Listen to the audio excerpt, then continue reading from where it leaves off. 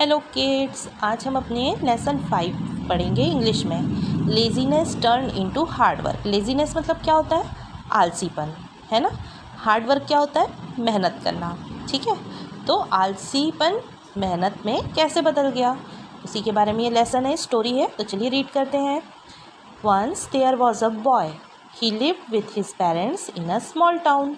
His name was Ruhan. His father was a potter. He wanted his son to become an officer. चलिए समझ भी लेते हैं। एक लड़का था जो अपने पेरेंट्स के साथ एक छोटे से गांव में रहता था। उस बच्चे का नाम क्या था? रूहान। उसके फादर एक पॉटर थे। पॉटर क्या होता है? जो घड़े बनाते हैं, कुम्हार, है ना। He wanted his son to become an officer. और वो क्या सोचते थे कि उनका जो बेटा है रूहान, वो एक ऑफिसर, अधिकारी बने। So instead of his low income, he sent him to a good school. इसी वजह से उसके पेरेंट्स ने क्या किया कि उनकी लो इनकम मतलब कम आय होती थी, उनके पास ज़्यादा पैसे नहीं कमा पाते थे उसके पापा, लेकिन तो भी उसने रूहान को एक अच्छे स्कूल में भर्ती कराया। Ruhan was a lazy boy. अब रूहान कैसे टाइप का लड़का था? बहुत ही आलसी लड़का था। He did not like to go to school. वह स्कूल जाना पसंद नहीं करता था। He was not interested in studies. उसे पढ़ाई में भी कोई इंटरेस्ट नहीं था। He like to play around in the garden. उसे बस गार्डन में खेलना पसंद था। He very often ran away from the school. वो काफ़ी समय स्कूल से भाग जाया करता था। He spent his time in the streets often playing with some of his friends. अब वो क्या करता था? स्कूल से भागकर वो गली मोहल्ले में खेला करता था, और कुछ फ्रेंड्स उसके, वह भी उसके साथ हो लिए करते थे, भाग जाते थे, है ना। His parents were unhappy with him. अब ये चीज़ जानकर उसके पेरेंट्स बहुत ही दुखी हुए। अनहैप्पी मीन्स दुखी। They wanted him to study and stand first in the class. वह चाहते थे कि वह अच्छे से पढ़ाई करे और क्लास में फर्स्ट आए। One morning his father sent him to the school. एक सुबह उसके पापा ने उसे स्कूल भेजा। As per his routine, in spite of going to school, he decided to go to the garden. अब वह स्कूल जाने के बजाय कहाँ चला गया? गार्डन में चला गया। It was bright and sunny morning. वह क्या था? उस दिन बहुत ही सुबह सन निकला हुआ था और बहुत ही अच्छी सुबह थी। The birds were singing song and enjoying the day.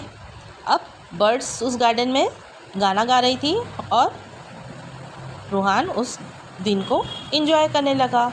Butterflies were flying from one plant to another, enjoying the nectar from the flowers. अब बटरफ्लाइज भी एक फ्लावर से दूसरे फ्लावर तक उड़ रही थी और क्या जमा कर रही थी? नेक्टर मतलब क्या होता है? शहद होता है। Ruhan was feeling really happy to be away from his school. अब रूहान बहुत ही अच्छा फील कर रहा था क्योंकि वह स्कूल से दूर था। He saw looking the beautiful flies moving from one flower to another. He was a bee and went towards it. अब उसने देखा ब्यूटीफुल फ्लाइज मतलब जो बी है होता है ना, भौरा, वह एक फ्लावर से दूसरे फ्लावर में घूम रहे थे और वह बी उसके तरफ आया। Ruhaan, dear B. रूहान ने क्या बोला? Dear bee, you are so beautiful, will you play with me. तो रूहान ने उस बी से क्या बोला? तुम तो बहुत सुंदर हो, क्या तुम मेरे साथ खेलोगे? तो बी ने क्या जवाब दिया? Oh no, I can't play with you. मैं आपके साथ नहीं खेल सकता। Ruhan, why can't you play with me. Ruhan ने क्या बोला? आप मेरे साथ क्यों नहीं खेल सकते? Bee, I am very busy, I have to gather honey for the coming winter, I have no time to play. अब बी ने क्या जवाब दिया? मैं बहुत बिजी हूँ, मुझे हनी इकट्ठा करना है और मेरे पास खेलने के लिए टाइम नहीं है। हनी किस समय के लिए इकट्ठा करना है? विंटर के समय के लिए इकट्ठा करना है।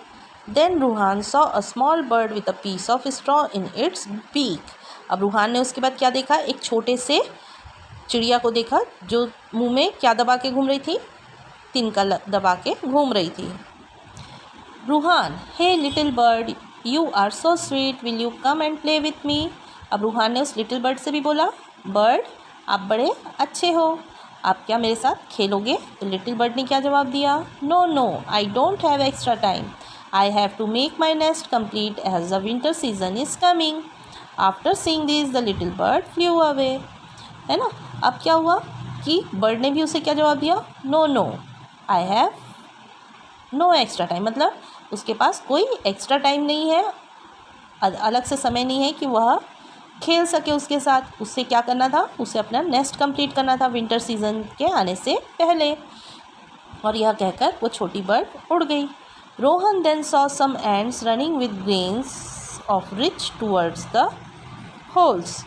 अब रूहान ने देखा कुछ चींटियाँ दाने उठाकर अपने घर की तरफ जा रहे थे।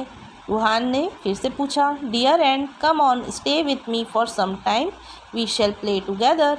अब रूहान ने बोला, चींटी क्या आप मेरे साथ रुकोगी थोड़ी देर, मेरे साथ खेल लो थोड़ी सी, है ना। तो एंट ने क्या बोला, sorry dear we have to gather food for ourselves. अब एंट ने भी मना कर दिया रूहान को, सॉरी बोला और बोला कि हमें तो खाना इकट्ठा करना है। Winter is round the corner and we don't have a single minute to play. If we play now we would die of hunger in the winter season. अब चींटी ने जो कहा रूहान से क्या बताया कि विंटर आने वाला है और हमारे पास एक भी सिंगल मिनट नहीं है खेलने के लिए। अगर हम खेलेंगे तो हम ठंड में भूख से मर जाएंगे। The ants move towards the hole quickly. अब एंड्स क्या हुई, अपने घरों की तरफ जल्दी जल्दी बढ़ने लगी। When he was roaming in the garden, he saw a dog. He decided to ask the dog. अब उसने एक डॉग को देखा रूहान ने, और अब सोचा कि अब चलो डॉग से भी पूछ लेता हूँ। Ruhan, dear dog you are a fine dog, please come and play with me. अब डॉग से रिक्वेस्ट किया रूहान ने कि आप बहुत अच्छे डॉग हो, क्या प्लीज़ आ जाओ मेरे साथ खेलने के लिए। तो डॉग ने क्या जवाब दिया, sorry dear I have to guard my master house. I must run fast, otherwise thieves would get into my master house, then my master would punish me. अब क्या हुआ, डॉग ने क्या बोला कि नहीं सॉरी रूहान, मैं आपके साथ नहीं खेल सकता क्योंकि मुझे अपने मास्टर के घर की रखवाली करनी है। अगर मैं जल्दी से नहीं गया तो चोर मास्टर के घर में घुस आएंगे और फिर मास्टर यह देखकर मुझे पनिश करेगा। Ruhaan felt ashamed and thought that there is no one else idle except him. अब रूहान यह देखकर बहुत ही शर्मिंदा हुआ, शर्म आई उसको कि उसके अलावा बाकी सब कोई बिजी है, सब अपने अपने काम में लगे हैं। If the bees, birds, ants and dogs are so busy, why I am not busy? Why I am so lazy? अब उसने क्या सोचा, जब बीज, बर्ड्स, एंड्स, डॉग्स सब बिजी हैं तो फिर मैं क्यों नहीं बिजी हूँ, मैं क्यों इतना आलसी हूँ। Saying so he ran towards the school. He had now made up his mind not to waste his time sitting idle. अब वह स्कूल की तरफ भागा और उसने भी सोच लिया कि अब वह भी टाइम को वेस्ट नहीं करेगा। Thereafter he read his lessons, solved the sums carefully. उसके बाद उसने अपने लेसन्स को रीड किए अच्छे से और जो सम्स दिए गए थे, मतलब मैथ्स के जो प्रॉब्लम्स दिए गए थे, उसे भी उसने सॉल्व किया ध्यान से। Stood first in the class, वह क्लास में फर्स्ट आया। Now he was praised by all the teachers in the school. अब वह जब वो पढ़ने लगा, मेहनती हो गया, तो सारी टीचर्स उसे प्यार करने लगे और उसको शाबाशी देने लगे। His parents felt proud of his achievements. उसके पेरेंट्स भी उसकी इस उपलब्धि में, अचीवमेंट क्या होता है, कुछ पाना, है ना, तो इस उपलब्धि पे बहुत ही गर्व महसूस किया। Later he progressed in his life and become an army officer. और जब वह धीरे धीरे बढ़ने लगा तो वह ऐसी ही मेहनत करते हुए आगे लाइफ में काफ़ी तरक्की की और क्या बना, आर्मी ऑफिसर बना, है ना।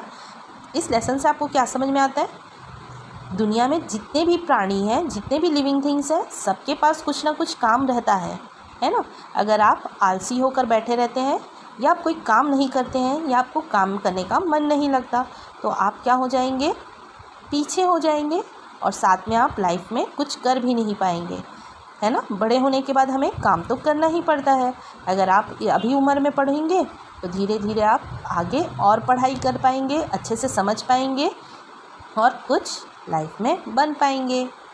अब चलिए वोकैबुलरी देख लेते हैं। इंस्टीड का मतलब क्या होता है, इन प्लेस ऑफ समथिंग, मतलब किसी चीज़ के बदले कुछ चीज़, है ना।